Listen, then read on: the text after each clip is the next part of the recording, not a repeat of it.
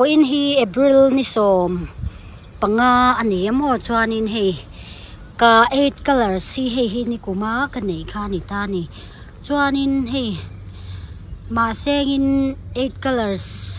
apart du lo lu tu ka tlem hian a par swar chuanin par full bloom du reng lo mai a chuanin hei tun tum chu April tha hianin ti hianin aron par ve chota kalom khop mai ani hei ti hianin kan ron tilangan niam ho apar te hi ain anglo ang ring fiao hei lai vela chuanin ange ataka asin atama chuanin hei he tilai te 8 colors himena mi kanupari min pe khani ta kane tang khanin mumal takhianin alapar re lo mai ani chuanin hei tung tuma chuanin aron par chove ta amo hi kalom khop mai ron so ve simata na hyang ka chaka he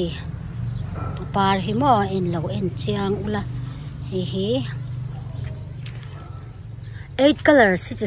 sang hi au mo hi a eng ber nge ni po ka si chuang lo 8 colors ka ti ve top mai ani a eng ber nge ni ti kha in sia chuanin min lo sil bok ulangin akanei tir te khanin ana kha akhor tu chuanin kan en kola akhor lova chuan aron par do na mukatia chei par lo top chu ni lo ni chu mo tlem hianin apar de uswar ma sengin a par full bloom kan ti ang tak video han siama han lak tak tur ang khanin apar mi alo he a then lai de chuan he var lak in a par le lo yamo chuanin he ti lampang hi tlemin avar de ulek ani o tiang khanin hi moi em mai na lo par chove le ta ni o hi ka 8 colors ani 8 colors kania par thei re lo ti te po kha in ve amo hi ke po par har ka ti khop mai ka ngak na sa chuanin hei a trial da ni 8 hi hilaya ti chuanin mo khu rong khu dang le dei a sen lo se thum rong lampang lek in le dei hi heng lai ve la mi te chu mo tiang khan he lampang hi chu var le lak thunga mo tiang kha apar da na chu ni ta ni mo 8 colors par chau ve le ta a alom om ka ti khop mai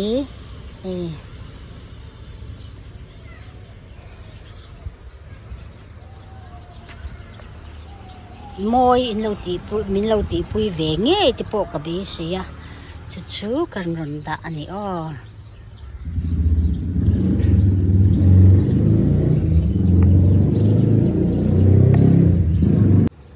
voin hi me ni khatania mo he ti hianin kasaron 8 colors khati khanin mo em mai khanin alo parta ani chuan hi alo chuai le ta a voin ni a chuanin he hi ka tuai nu la do na mo chuanin saron hi kati dana chuanin nge tun kum hi ni kuma ka chuanin akung pui chang po apui chang lo po a vai kha ka report kani tu nang chuwa khanin ma se kumina ero chuang ka ri ru ka thak ta chuanin hetianga ka duang se po om to apui chang to hi chu fudo na hianin ka report to lo thung do ni chuanin fudo na ka report to lo wanga chuan tu na hi chuan he lo par zauta ni hi mo chuanin hemi apar zo atak mai hi ti hianin apar na hluite hi kan payanga tiang hianin katuai nula to panga chuanin asep tepo ka siam ngal to nga tiang hian ka ti to panga chuanin apui chang to chin hi chu fudo na hian report lavin nakina apar hundon September August tha vela ka report zo kam ka ti ta hi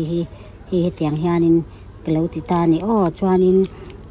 ruwa tu ye tlak da ni zir khan mo tlema ruwa tu a han deu hleka khanin ka report zo ka nga chuan khami kan report na ali tha kha englo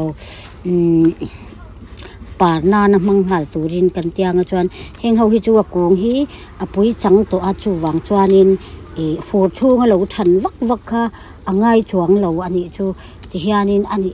ang hianin a om to panga chuan hi chung ril vela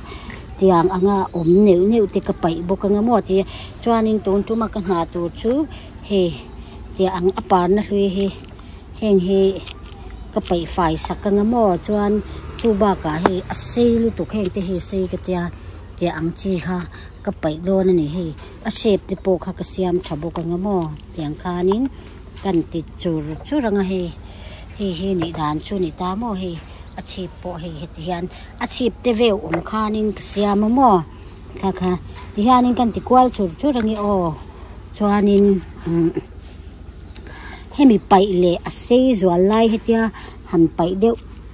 thuak kha ani mai amo ka na tu ra hi chu wangin video kha lak vek po kha angai em chuang lo wa ngai mai tai la em tiru ti hianin kan kat pop pangamo oi khwa hian min bum ro ngem so aron ti le nguai to amo chuanin hi a chung ril vela lo trâu neu hetia ang chi te hi ka pai thol bok don ani o heng hi hian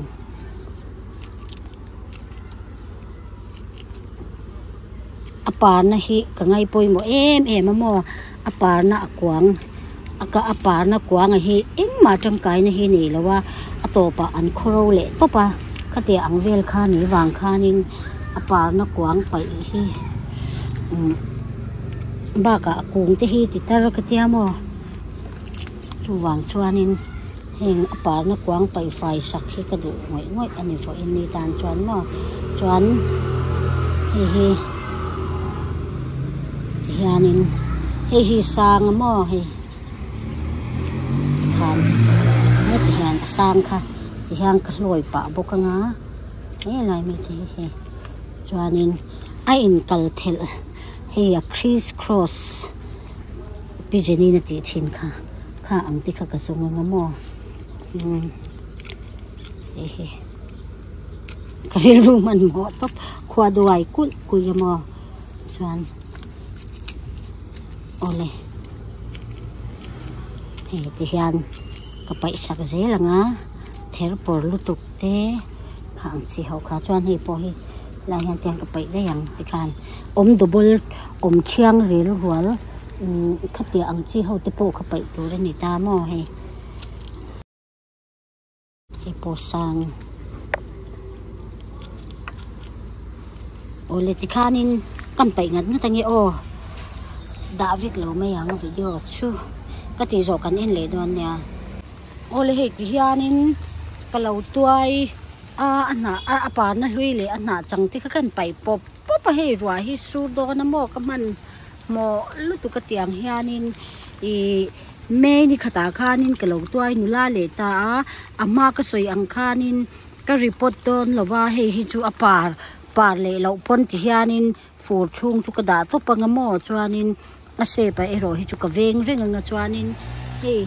ali hi kan chok phut le anga ti hian kan chok phutanga chuanin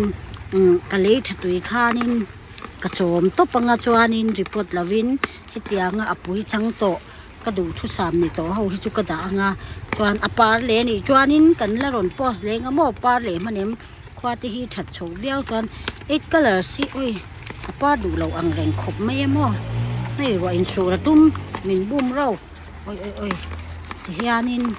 kan ti thale pop ani chu oli ti kan ti tha khe